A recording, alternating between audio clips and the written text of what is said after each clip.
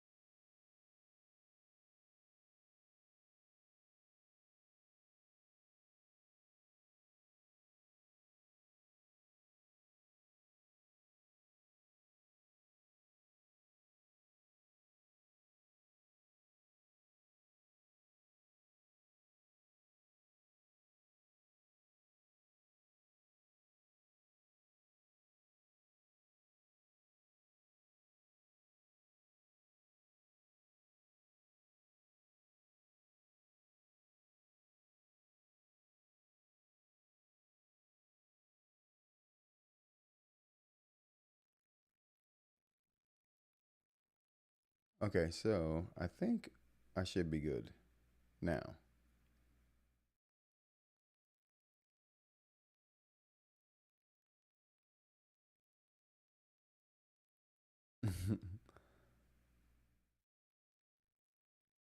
Does that? It's still like choppy.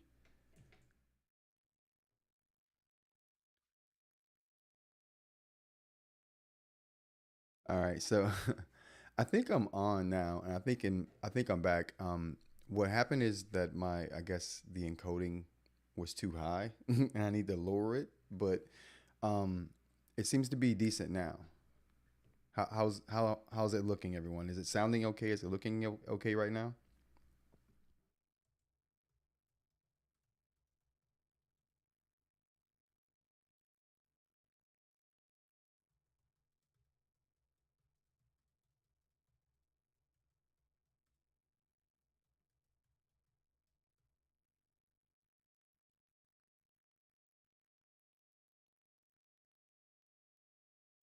All right, so there's still some lag, I guess, going on.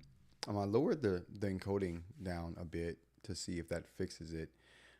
If the lag continues, definitely let me know because I don't want to put on a bad show here. I know how it feels to be watching something bad, so I don't want that to be the case. All right, awesome. Okay, so I think the smoothness is where it should be.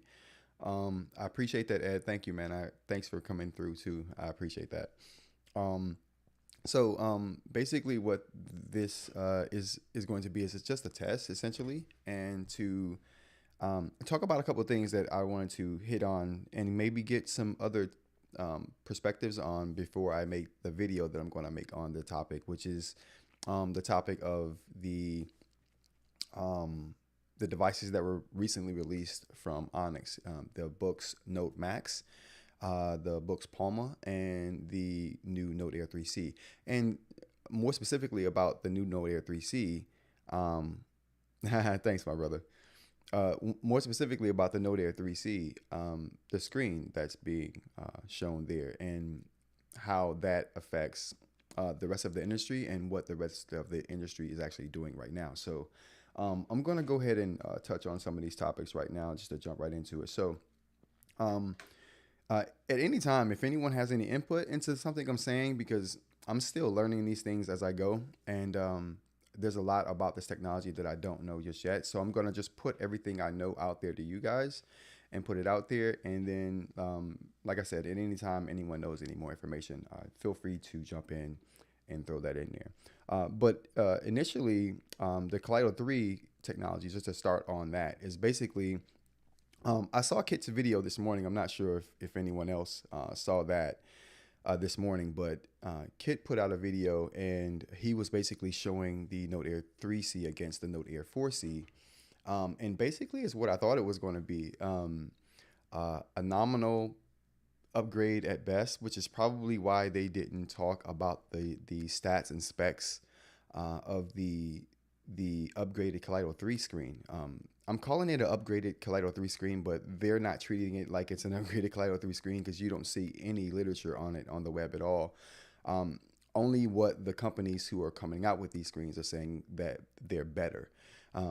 Like I said, the improvement must be nominal because they're not touting numbers at all. So I don't think that it's going to be something uh, that's an improvement. I don't think that it's going to be an improvement in the way that everything is handled, as far as what you see on the screen. Like the background clarity seems to be about the same, as far as what I could see on Kit's video, and as far as what Kit was saying himself. It just seems like there wasn't a big brightness difference to the background. So there wasn't any real gains there. And also, there doesn't seem to be any real advantages in the color. So for me, those are the two main areas I would like to see an improvement on in a color device, is the color and the brightness of the background. I mean, as long as when the brightness of the background to me catches up with the brightness of the background of normal black and white devices, I think that's when color has done something for itself. And I think Kaleido is going to move in that direction. I definitely don't think that it's gotten there yet. for sure.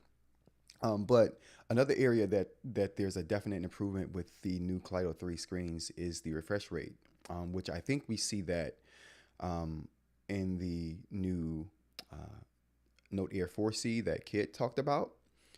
It basically seems to be a way for, or actually the Note Air 4C, uh, the refresh rate on that device is definitely evident in the way that menus are being scrolled through and they pop up more quickly. I think that's obviously some that has something to do with the processing power that they upgraded to, going to a upgraded octa-core processor for the Note Air 4C, um, and upgrading the memory from, I think it was from 4 to 6, from 4 to 6 mega or gigabytes. Those upgrades definitely helped the situation, right? But the new screen technology is definitely doing some work in that area as well. So it's not just the processing power; it's the quicker refresh rate of that new Kaleido 3 screen. Like I said, the gains probably are very minimal at best, but definitely enough to notice the speed, because the speed differences were very noticeable on that Note Air 4C that I saw on Kit's video.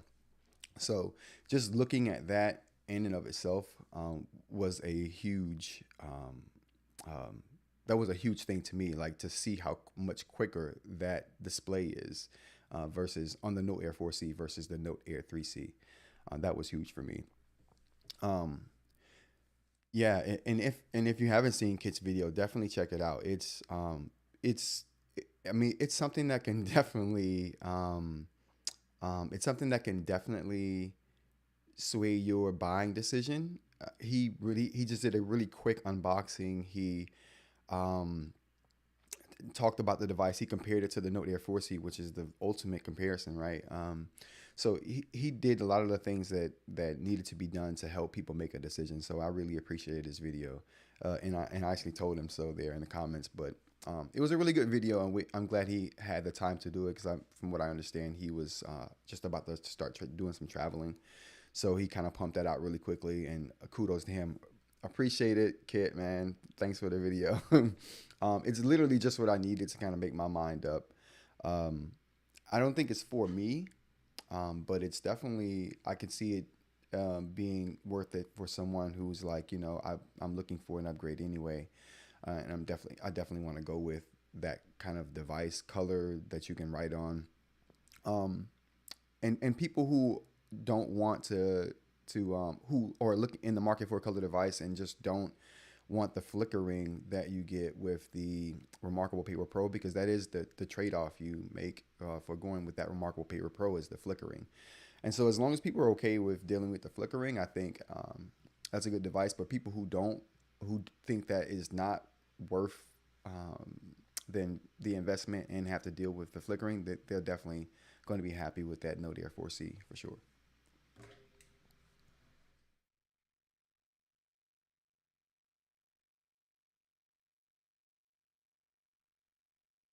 Yeah, that head to head with the books and Kindle would be kind of cool.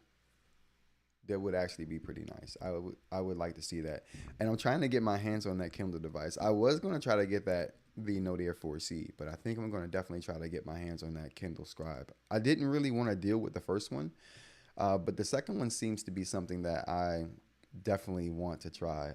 I can't see them making the same mistakes twice. A company that size, with the amount of money and research they have available to them, so I can't see them doing that. But I would love to check that out again, though, for sure. All right, what else do I have here? I'm not sure if anyone has. The next thing is the BSR. So the Note Air 4C having BSR.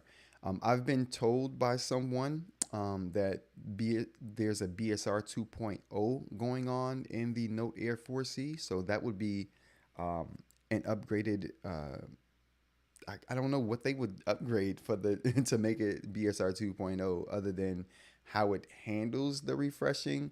Maybe that means that there's a whatever supported graphical processing power they have in the Note Air 3C. Maybe they haven't upgraded one of those in there as well. I don't know what constitutes the book's super refresh technology. I mean, I understand that it's something that allows the e-ink technology to refresh at a rate that helps with motion. But what I don't understand is what all that entails. Whether that's some kind of coding that they've got going on, some encoding that they've made for e-ink, or whether that's simply just graphical power, another processing unit for that.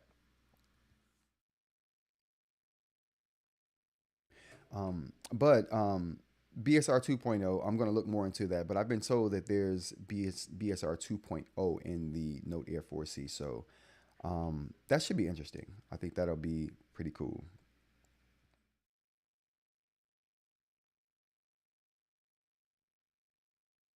Yeah, that would be cool. An option to turn off color. Um, Interesting. Very interesting. Um, you mean if for the Remarkable Paper Pro? If that were a thing to turn off the color on the Remarkable Paper Pro, that would because that was if that would stop the flickering. Oh yeah, that would be cool. That would be something that would make the Remarkable Paper Pro uh something that I would get into more because the flickering is what bothers me. I mean, I still use it. Don't get me wrong. Oh, you mean turn off the BSR? Okay. Well, let me. I'm gonna. I'm gonna finish my thought about turning off the color. If you could turn off color on the Remarkable Paper Pro and stop the flickering, that would be cool. That would be really interesting. Yeah, but as far as the BSR on the books, um, yeah, again, what does constituting turning off BSR mean? Are we turning off a physical um, processing unit that's in there that's going to stop processing? I mean, there are computer systems like you know the M1 chips on the MacBooks, right? They have efficiency cores and they have the um, what do they call them? Efficiency and power cores. Um, but the power cores run at a higher clock speed, and the efficiency cores run at a lower clock speed, um, um, and they're more efficient, so they take less battery, right? And the the power cores they take more battery, run at a higher clock speed, and they kind of do more.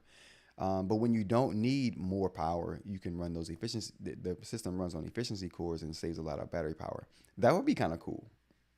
Um, I mean, maybe they have an automated system like that going on already, but I guess being able to manually turn that switch yourself would be kind of interesting. I think so. Um, so on to more information about the Note Air 4C. They removed that orange logo, which I thought was cool. I don't know why I like talking about that orange logo, but I mean, they clearly thought it was a thing too, right? I mean, they removed it. I'm gonna make a montage. I'm gonna make a montage of all of the things that I said that Onyx should change about the book's platform in the last 3 4 months, and I'm gonna put them all together, and they all amount to this new Note Air 4C. It's like 5 or 6 things that I've said over the last 4 months that have all come to fruition with this Note Air 4C, and I'm gonna put that video together. But the orange logo gone. They got rid of it. I'm so happy for that. That should have been gone. That should have never been there. But we'll move on. Wider screen. Um, Nominally very minimal upgrade in the whiteness of the screen, but definitely some definitely brighter screen, definitely a brighter screen. Faster, like I mentioned already. Those new panels are just the refresh rates are faster, and I think that's the biggest thing. Right, I don't think the color brightness or vibrance. And matter of fact, the color vibrance is not even a factor of the actual panel itself. It seems like the extra vibrance you get in color in this new panel comes from the fact that the LEDs that are used in the front light are just better. So they're doing a better job at lighting the colors and making them pop a little more. So that's super interesting, I thought. That to me was super, super interesting. But yeah, so the color isn't even a factor of the new panel. It's just a factor of the new front light. And I don't know if they consider that the panel, but I do not. I do not. What else we got here? So thoughts on the Note Max. So I mean, I love it. I want one bad. I mean, it looks like a bigger Go 10.3, which another kit video I'm going to reference right now is the video he did when he was like it should have been it called the Go 13.3, because it's essentially just that. Now I understand there's a few reasons that they didn't make it a Go series device, which I think the first reason why they didn't make it a Go series device would be the fact that it has metal in it, so it's a metal device. So it looks like an all metal back on that Go or that Note Max. It looks like a bigger Remarkable Paper Pro, with the all metal sides kind of squared off and the metal back. That's what it looks like to me. So that's the first reason why I think they could not have called it, or why it couldn't have been a part of the Go series of devices, that all metal back. The second reason would be BSR, right? I mean, it has BSR, and because it has BSR, I think that makes it a non-Go device because that BSR eats away at the battery. And one of the things about the Go devices is that they are light, and they have the battery lasts a long time. So I think when you get a device that is doing that, you know what I mean? You can't. It's not a part of the Go line anymore. It's because of the all metal design and because of BSR. It definitely a Note device that just looks like a Go device, and I think that's not a bad thing because I love the way the Go devices look. The 7.6, this here 6, the 6.7 and the 10.3 all look cool to me. So, and they're super light, which makes them feel uniquely cool. I like that.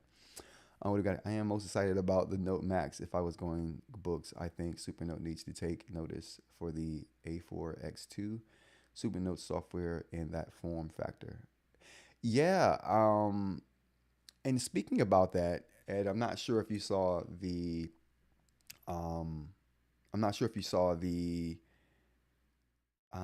organizational tools that they had with the new firmware for the books devices. And I think that firmware is going to come to other Note devices that also have BSR. And I think that BSR thing, just to go out there and say it, I think the BSR thing is going to be a widget thing. So devices that have BSR are going to get this new update, I think, because this update is contingent on widgets. So, and I think you need that books super refresh technology to run widgets on their ink devices, and that's going to be a prerequisite for having widgets. I think is having BSR. So, but yeah, just to put that out there. But um, their organizational tools and the new firmware that they're going to come out with, and like I said, I think this firmware is coming to all BSR enabled devices. Um, they got some good tools in there. The outline tool, the sub outline tools are going to be clutch. And again, one of the things I've been harping on in the last 4 months about books devices is the fact that they need better organizational tools to kind of like combat what the Supernote platform is doing, because like when you're not doing anything in that realm, like that's a huge sector of the market you're leaving open. Not only that, your loyal customers are missing out on having that capability, and for what reason, so I'm glad that they've decided to go ahead and go with that um, over not having it, because it's helpful to everybody. It gives everyone options, and it gives even their loyal customers better options to handle and organize their notes. So that's awesome. The size I think is great. The 13.3. Now I've been using the Remarkable Paper Pro, and I think that that's an awesome size for um, the device. And let's go ahead and take a look at the books here. I I want to take a look at if the sound gets crazy because I've been working on it. Let me know there, Ed. Appreciate you, brother.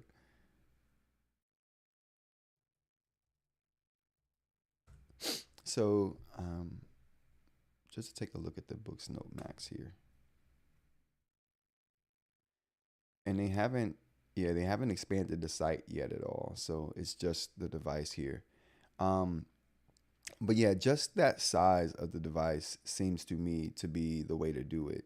Um, I mean, if you're going to do it, I think that's the way to go about doing it because it gives people that full paper size, right? And yeah, it does look good. It looks cool as crap. But you know what? Now that I'm looking at the back of it, it's not an all metal back. Yeah, so it's not an all metal back at all. It's a it looks like the same back that's on the Go 10.3. Uh, so I think the BSR is the differentiating factor. That's the reason why it's not a Go line product. It's a Note line product. Um, yeah, super interesting stuff, man. Um, I would just wish we had more pictures of it. I definitely wish we had more pictures of this thing. Speaking of which, I'm going to go ahead and pull that. Um, I'm going to pull that video for the Note Air 4C up.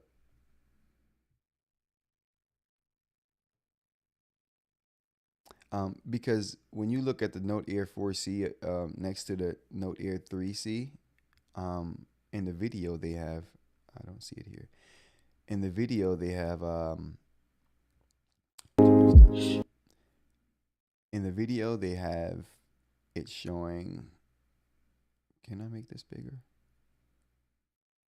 Okay, I can, but it comes at a cost. Let's just do this. Um,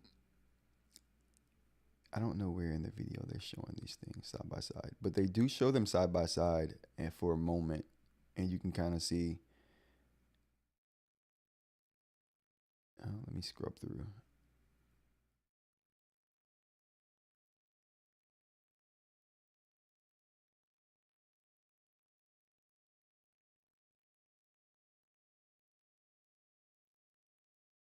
No, yeah, I mean they do. Well, I think if I'm gonna find it, it's gonna be scrubbing through here. But uh, anyway, they do show them side by side for a moment, and then that moment you can see that the screen looks brighter on the Note Air 4C. But like you can see in Kit's video, which I actually can bring Kit's video up here. I don't know why. I gotta see. That's one of the things I gotta learn live streaming. I'll get better, you guys. I'm just when I'm talking about stuff, I have the ability to bring it up and talk about it. So I'm gonna bring up Kit's live stream here. All right.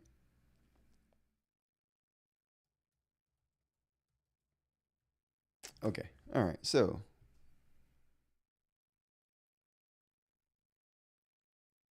oh, I said no, they're 3C. I mean, no, they're 4C.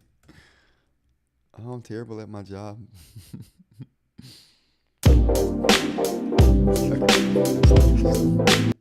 All right. So, uh, yeah, he did an awesome job with this right here.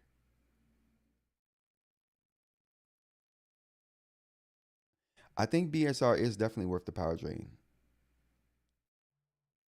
And no, you don't really need Google Play. I don't think Google Play is a necessity, but I definitely think BSR is worth the power drain. Like even if you don't plan on using it, you're going to enjoy the benefits of having it. I think even if you don't plan on using it to any extent, because once you see the animations that E-Ink can do with that BSR technology, it just becomes apparent that it's pushing the tech along. Again, I wish I knew more about what it actually was though. Where are we going here? I'm trying to get to the part where he shows this. There we go. So there we go. He shows the screens right next to each other there. And oh man, I missed it. Oh no, I didn't. And yeah, they don't look any different. The screen technology does not look any different to me. So Yeah. All right. So these are the things I'm going to get better at with the stream, you guys. Showing off things that I'm actually talking about while I'm talking about them, and being able to switch between these cameras and whatnot is going to be something I'm going to do this every day for like an hour, at least every day until I get the hang of it. So I hope you guys don't get bored of really excruciatingly bad live streams. Um, but yeah. All right. What else I want to hit on here? Lastly, the Palma. Uh, all right, so the Palma 2. I think they should make a phone. Not only do I think they should make a phone, I think that they're going to make a phone. I think that these Palma 2s are getting so good and they're becoming so mainstream that people are starting to kind of expect out of them what people uh, ex- expect out of phones. And the natural evolution, I think, of this is just to make a Palma phone. I don't know what they would call a Palma phone, but it wouldn't be the Palma. It would be the Calma. The Calma. Makes you calm. It's a phone that's calm. I don't know. But anyway, I do think they're gonna do a phone. I do think they're gonna do one soon, and that might be the thing. Oh man, listen. Yeah, I'm having a hard time not wanting that Palma myself, just because it's everywhere. It's on TikTok. It's on Instagram. Like it's legit everywhere. People have these things, and I'm just so happy to see E-Ink getting that kind of acceptance, right? Get that kind of mainstream acceptance. So yeah, I'm happy for it. And if it takes a Palma like device to get people interested in E-Ink, then cool. I would almost get it for that reason alone because it's so mainstream. It brings so much awareness to what E-Ink is, and they've done a really good job of displaying that. All right, I think how long have I been going here? What are we doing? 30 minutes? Okay. All right. Well, I've gone through all my topics here, and I've worked through at least one problem this live stream. I worked through getting my encoding correct. How did this even work last time? I don't even know how the encoding like worked because it was higher now or then than it is now, and it was working. I don't know. Maybe it's my internet too. I don't know. Maybe I should like reset my router or something. But anyway, I learned that, and as long as I look at this back and it doesn't look crappy, I'll keep the encoding settings right where they are. Because if it looks good enough and it runs good, I don't want to touch it. I won't touch it. But yeah. So thanks to everyone for stopping by and listening to me rant about these few things. I'm gonna make a more polished video on these topics today, so I should have that out tomorrow. Um, yeah. So again, thanks everyone for stopping in. Thanks Ed so much, man. I really appreciate you, dude. You were a lifesaver today. You calmed me down when I was super nervous and ready to abandon ship and be like, this isn't for me. I'm going home. But you talked me off the ledge, Ed. I really appreciate it, brother. Thank you. All right. Thanks again, everybody, for watching. I'll see you all next time. And like I said, this video on these topics will be coming out tomorrow. All right. Until then, take care. Enjoy the outro music. I put some time into putting this together, so I hope you guys do enjoy it. All right. Peace.